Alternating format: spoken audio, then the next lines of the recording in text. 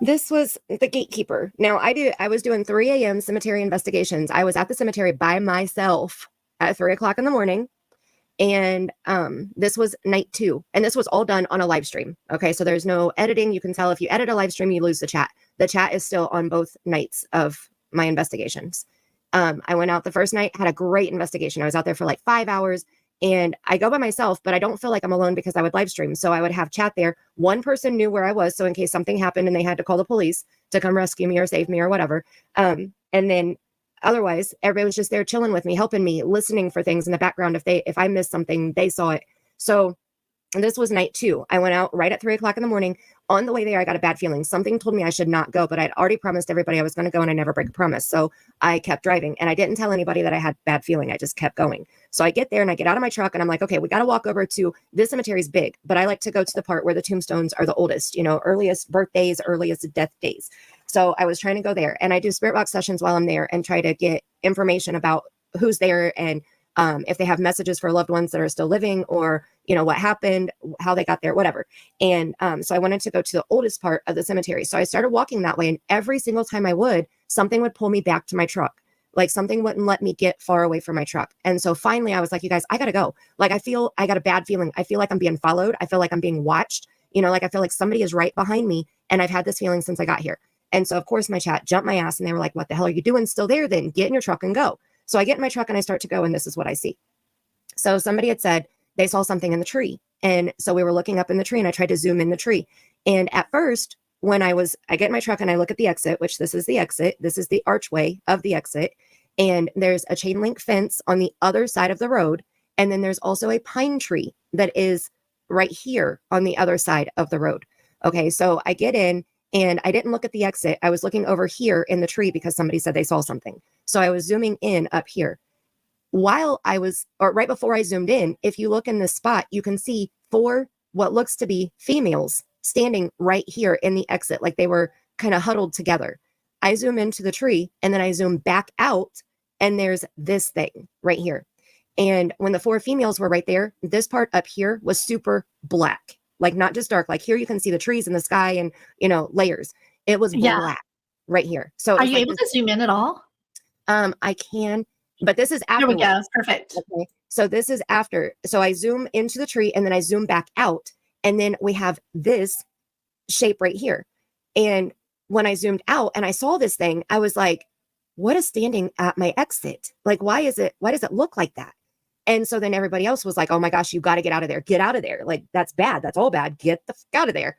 And I was like, I couldn't back up. My truck was messed up. And when I put it in reverse, it messed it up worse. And so I said, I got to drive straight out. This is my exit. Like there's one other exit, but I would have to put it in reverse and back up like half a block, and that would mess up my truck. So I should have just done that now, knowing what I know. But so I drove through it, and I was like, we're going to go. I took my flashlight, and I have an olight flashlight, and it shines 300 football fields. So I stuck it out my window, and I shined it over there. Well, like I said, back here, there is a pine tree behind this chain link fence on the other side of the road. So I shined my light over there, and I was like, it's the pine tree. It's just playing tricks on us. It's just the pine tree. It's messing with our eyes. It's dark. That's all it is. I'm going to drive out. So I drove out, and I drove to my right, and I pulled off to the side of the road, and I had 2 phones because I had one that I was streaming from, and then the other one that I was reading chat from. And so I grabbed the one that I was reading chat, and I rewound, and I went back to this spot right here. And I said, this is not a fucking pine tree. This thing is standing inside the cemetery. You can see right here. This is inside the cemetery. The chain link fence would be blocking the pine tree, so we would see the fence all the way across, and we're not. Something was standing right here. And so when I zoom in on it, and that's what's in my intro, it won't let me zoom in any more than that. What's on my intro is I did an outline of this thing, and it looks like it has a cape on, and then it has a black hole where its face is, or where its face should be.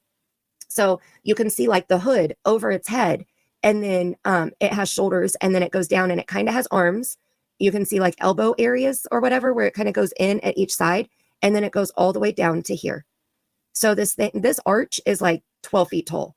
These pillars are probably 8 feet.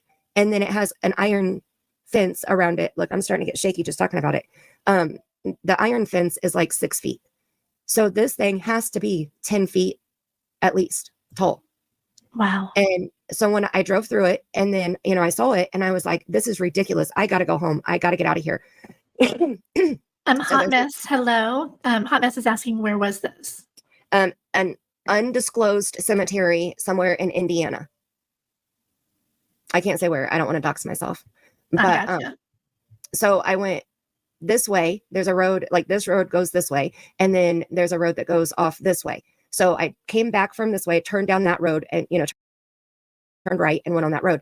Well, it was kind of misting. Like this road goes this way, and then there's a road that goes off this way. So I came back from this way, turned down that road, and turned right and went on that road.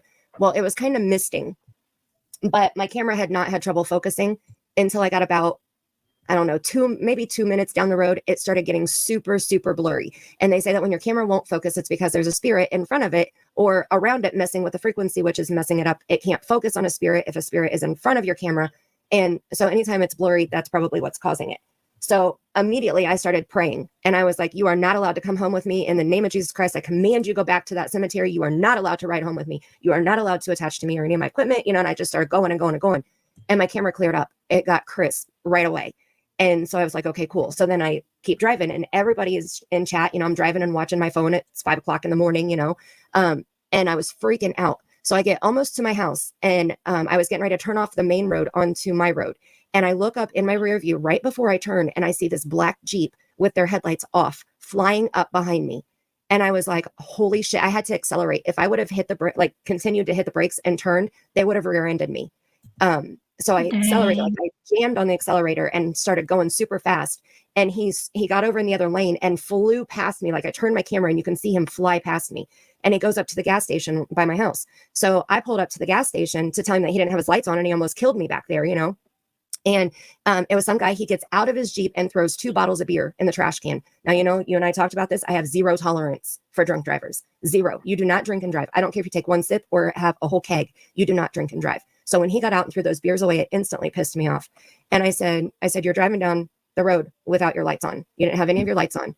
And his Jeep was jet black, tinted windows, everything, So he was like, oh, I'm sorry. He said, are you on your way to work? Or I said, no, I'm on my way home. And he said, home? He said, at 5 o'clock in the morning. And I said, yeah. He said, where you been this late? And I said, at the cemetery doing an investigation. He said, what are you doing out there? And I said, just to see what pops up. He was like, oh, you going home to your man? I said, yeah, my husband and children. Like you almost hit me and now you're hitting on me. So that made me even more mad. I don't know. So I turn around and I come home. The next 4 weekends, something major happened. One of my family members died and was brought back to life. My daughter was an hour away at a friend's house and collapsed and had to go to the emergency room, and I had to drive down there. She was 17 at the time. And the third thing was that truck that I was driving died. And I don't mean just died. It died. Like it's dead. I had a 2009 GMC Yukon hybrid. That was the only year that they put the starter inside the transmission, and they do not make the transmissions anymore. And you cannot just replace the starter. You have to replace the entire transmission. They're on back order from the company. I took it to a transmission specialist. They had no answers for me. I ended up letting the transmission company have the title, or the transmission place, whatever, have the title of the vehicle, because it was a yard ornament. I paid $10,000 cash for that vehicle, and I'd had it for a little over a year. I leave the cemetery and that thing right there attached to me, and 3 weeks later, my truck was dead. Damn. Like it was excruciting. That's and that crazy. was in like July or August. And on Halloween night, I did a binding, which I'd never heard of. I've never done any type of ritual, anything. I'm not like that. I don't mess with spells or witchery or black magic, or, I don't mess with any of that stuff. But at that point, I was willing to try anything to get that thing off of me. And so on Halloween night, it was the blue moon or something, like it was a special moon on Halloween night. And somebody told me how to do a binding, and it was super simple. It didn't seem like a whole lot of spell stuff or anything. So I was like, I'm going to try it. And I did it. And my life started getting better after that. But it was excruciating that month, that whole first month after I left the cemetery. And since this night, I have not been back to any cemetery. But I won't even let my family. I didn't even know about that cemetery. I grew up in that town, and I had never been to that cemetery until this day. My first day of the investigation, we buried a family member there. And I will not let any of my family go to that cemetery to visit our family member, because of that thing right there. Because I'm worried that it'll try to attach to some of them, because they're believers too, Yeah. So, I mean, it changed my life. No, I haven't even gone back to any cemetery of the light. Like I haven't gone to, I usually would go to my family cemeteries. Like we have 2 cemeteries that I would frequent. One of them stays open 24/7. The other one has a gate where they would close at night.